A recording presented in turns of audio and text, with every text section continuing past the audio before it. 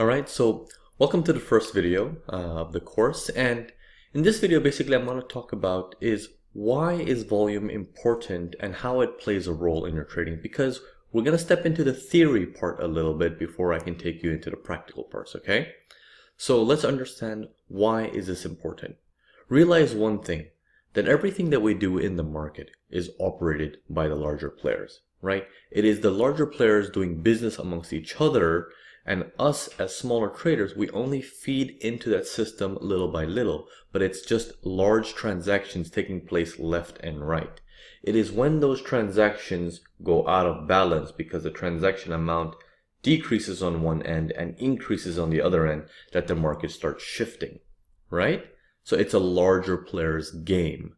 Now, if it's a larger player game, we want to be aware of everything the larger player does. Okay, so that's one of the things where volume comes very much in handy, and so we want to discuss that today. That in everything that we do, we want to be aware of what is the big boy doing, what are his intentions or her intentions, if you want to put it that way, and also where is he looking to take the market to. Now, notice I'm using the word as the big boy as I'm referring to as one person.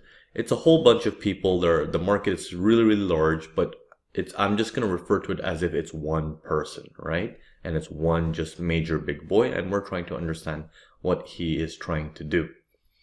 Okay, so if any pattern that you see, right? If you're looking at a pattern, let's say you're a trend pullback trader, and then we discussed it in the previous video, whether you're a trend trader, you're a range trader, breakout trader, or you're a channel trader, systematic trader, or using systems and stuff like that, you need any pattern that shows up on your screen comes with a support of this pattern was developed by a larger player.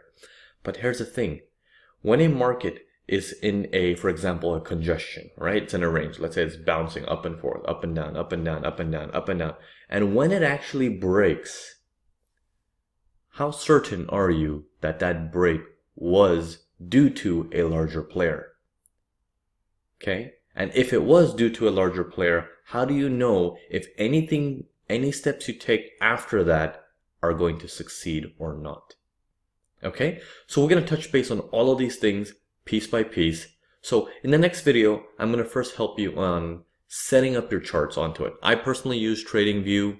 You can use MetaTrader, you can use whatever charting platform you use, but if your broker or your charting platform does not have volume onto it, you can obviously go on to tradingview.com and just use the charts over there. Okay, so let's head to the next video and I'll help you set up your charts.